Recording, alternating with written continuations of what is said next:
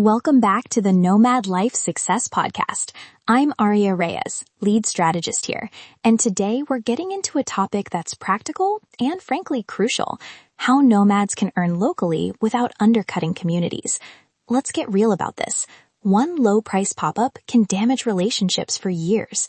Today, we promise an ethics-first playbook, templates, and a 30-day sprint you can actually run. Hey everyone, Lyra here. Quick heads up.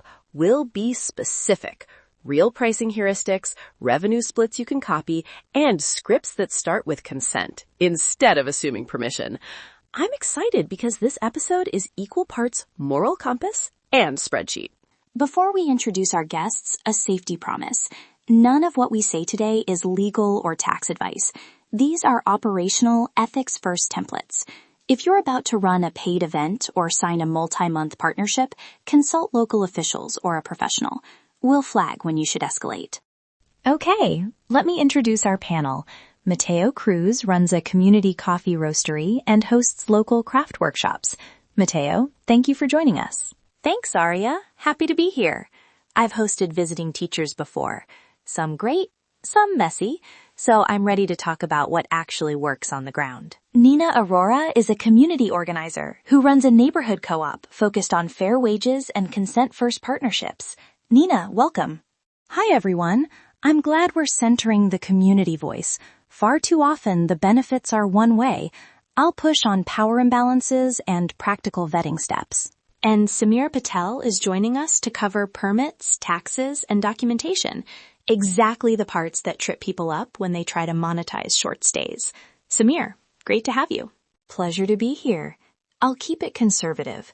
How to spot red flags and what evidence to keep for consulates and clients without oversharing personal information. Quick setup. Here are the 3 binding principles we'll use to structure everything. Number 1, do no harm. 2, align price to local context. And 3, document consent and scope transparently. Those 3 guard everything else. Aria, want to unpack do no harm first? Absolutely. Do no harm means you don't sell yourself as a replacement for local expertise or undercut local pricing just because you're passing through. Practically, that looks like co-creating offers with locals, matching or exceeding local wage expectations for labor, and avoiding predatory discounts that undercut regular businesses. Mateo, what have you seen when visiting instructors underprice your workshops? When someone charges half what locals charge, customers get confused. Locals lose income, and the visiting instructor gets a temporary audience but burned bridges. I had a visiting baker who priced a class extremely low. Locals stopped coming to our regular evening classes. Our livelihoods were affected. It wasn't malicious, but it was harmful. That's the power imbalance. Visitors have mobility and often external income. So do no harm also means asking who benefits and for how long. Insist on co-creation, transparent revenue splits, and a plan to transfer skills or profit back to community stakeholders. Okay, principle 2. Align price to context. This is the practical heart. We're going to give heuristics, a local market price benchmark, a visitor premium calculation, and an ethical discount framework. Aria, walk us through the steps. Step 1. Benchmark. Find 3 similar local offers and note their price, audience, and outcome. Step 2. Decide whether you're selling to locals, visitors, or both. If you serve locals, match or slightly improve local price while adding value, like language accessibility or materials. If you serve visitors, apply a visitor premium, but at levels that don't collapse the local market. A good rule: visitor premium of 20 to 50% above local price, not 200%. And here's a small but important practical tip. Publish both prices. Put a local price and a visitor price on the same flyer. That transparency builds trust and prevents the "why did they charge me more" resentment. Also consider sliding scales tied to verifiable need. Offer a limited number of subsidized seats tied to community group referrals, not just pay what you can boxes that are abused. Use a referral from a community org or a small application form to keep it fair. I love the publish both prices move. It solves so many bad assumptions. Now, step 3, pilot pricing. Run a short pilot with a refundable deposit, say 30%, so people commit but can still opt out. Samir, any documentation implications for deposits and cross-border payments? Deposits are smart because they create accountability. For cross-border payments, choose payment corridors that leave a paper trail, Stripe, PayPal invoices, or bank transfers, so you can demonstrate client agreements if asked. Keep invoices with line-itemized services and names. Don't overshare personal ID in public documents. Keep KYC info private, but accessible if authorities ask. Great. That leads us to fair partnership structures, our next segment. We'll give revenue split templates and roles. Nina, when a visiting creative wants to run a co-created product with your co-op, what's non-negotiable? Non-negotiables: transparent revenue split on the front page, a short written scope of work, clear roles, who sells, who teaches, who handles materials, an indication of IP ownership, and a dispute resolution clause. We insist on a clause that if the partnership ends, community members retain any materials that came from shared local knowledge. From a business owner's perspective, define who handles refunds and who pays for materials before the event. We once had to cover material costs after a visiting host canceled last minute. Clear split would have avoided that. Also, use short-term contracts, not a vague, we'll figure it out later. All right, revenue splits. We recommend templates like 60-40 for hosts who bring most of the audience and content, 50-50 when co-marketing is equal, and sliding shares for longer-term IP licensing. Always include line items for materials, marketing spend, and taxes. Arya, can you read a simple example clause for listeners to model? Sure. Party A, visiting provider, will deliver service X. Party B, local partner, will provide venue Y and assist with local marketing. Gross revenue will be split after direct material costs, with 60% to Party A and 40% to Party B. Each party remains responsible for their own taxes and legal filings. Disputes will go to mediation before arbitration. That's short, clear, and covers the essentials. Add a line about invoicing cadence and receipts, monthly reconciliations for recurring projects, final accounting within 14 days for one-off events, and keep a simple clause about records retention. Keep invoices and attendee lists for at least 3 years in case of questions from tax or visa authorities. Time for the role play clinic. 2 listener cases. First, a pop-up photography workshop in a lower-income neighborhood. A visiting instructor wants to charge a tourist rate, but also attract locals. Let's co-create the offer live.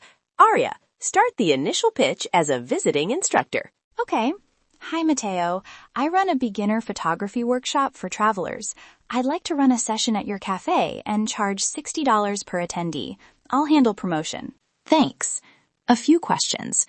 Who is the target audience? Will locals have access at a lower rate? Who covers printing and coffee service? I also want to ensure local assistants get paid. If the audience is mostly travelers, $60 might be fine. If locals are expected, that's high. I'd propose publishing 2 rates. Local rate, $10. Visitor rate, $40. With 30% of gross to the cafe to cover space and staffing. The visiting instructor pays local assistants a fair hourly wage. Add a community access clause. Reserve 2 seats per session for neighborhood referral at the local rate. If the instructor wants to subsidize those seats, great. If not, offer a sliding discount managed through the co-op so it's not just informal favors. And for marketing, make ads explicit about the 2-price model so nobody feels taken advantage of. Publish both prices in the same graphic. Transparency reduces resentment. Nice. Roleplay 2, a co-created product. A visiting craft teacher wants to make a joint online-offline course with a local artisan. How do we avoid IP grabs and ensure profits are fair? Samir, start us on documentation needs. If you plan to sell an online product that includes local artisans' techniques or stories, you should get explicit written consent for use, a defined revenue share, and a morals rights clause that acknowledges source contributions. Clarify who owns recorded footage and licensing terms. If the local artisan retains cultural ownership, license usage for a fixed term with renewal options. And include a benefit for the community beyond revenue, like a fixed training stipend for apprentices or a portion earmarked for local co-op resources. That way, the project builds capacity instead of draining it. Also run a partner vetting. Ask about prior collaborations, request references from other local partners, and include a short probation period. If a visiting partner cancels repeatedly or fails to pay assistance, have a stop rule. Suspend collaboration until remediation. That leads perfectly into permits, taxes, and documentation short check. Samir, what are the red flags a nomad should never ignore? Red flags. Selling regular public classes under a tourist permit, handling cash without receipts, and not declaring income when required by local law. Ask the simple questions. Does the activity require a business permit? Is the income taxable locally? Do payment platforms require additional verification? If you get inconsistent answers from officials, pause and consult a local fixer or lawyer. And keep evidence, invoices, agreements, deposit records, and any permits. Store copies in a travel-safe encrypted folder and keep paper copies in a small binder in your luggage. Samir, 2 lines about privacy. What not to include in public-facing documents. Don't publish full passport numbers or bank account details. Public documents should show names, service description, and price. Keep KYC details separate and secure, ready to share only with verified authorities or payment processors. All right, let's outline the 30-day ethical monetization sprint. Quick overview. Week 1, research and vet. Week 2, pilot and pricing. Week 3, document and scale a single offering. Week 4, review metrics and decide whether to continue. Arya, hit the day-by-day highlights for week 1. Day 1, benchmark 3 local offers. Day 2, meet a local partner and agree on non-negotiables. Day 3, draft a 1-page fair split agreement. Day 4, confirm permits and payment corridors. Day 5, announce a pilot with 2-tag pricing. Days 6 to 7, rest and community listening. Ask for feedback, not assumptions. In week 2, actually run 1 pilot and cap it small, 5 to 10 attendees. Use refundable deposits and reserve seats for community referrals. Keep a short feedback form focused on community benefit, pricing fairness, and logistics. Week 3, incorporate feedback and sign a final short contract. Add 1 community benefit metric, like % of seats reserved or an apprenticeship stipend. Week 4, review revenue, community feedback, and your stop rules. If community harm appears, pause and fix it. Before we wrap, quick run through 3 takeaways. 1, always co-create with local partners. 2, publish transparent pricing and use deposits. 3, document everything and know when to consult an expert. Mateo, Nina, Samir, final 1-line advice each. Treat locals as partners, not audiences. Pay fairly, and your reputation will follow you everywhere. Center consent and capacity. If your work benefits the community beyond the cash, you've done better than not harming. Keep conservative records and ask simple regulatory questions before you sell. Small compliance steps prevent big mobility headaches later. Perfect. If you want the templates we mentioned, the fair split agreement, local partner brief, and consent first outreach script, head to nomadlifesuccess.com and download the Ethical Monetization Toolkit, along with our free location-independent 6-figure income ebook. That toolkit includes the 30-day sprint checklist and sample role-play scripts you can copy. Final signature cue from us. Your freedom is closer than it feels. Let's keep building it. And Arya, any final trust the process pep? Trust the process. You've got this. No hype, just real steps. Grab the free guide at nomadlifesuccess.com and take action today. Thanks to Mateo, Nina, and Samir for joining us. And thank you, listeners. Go test small, document everything, and come back with stories.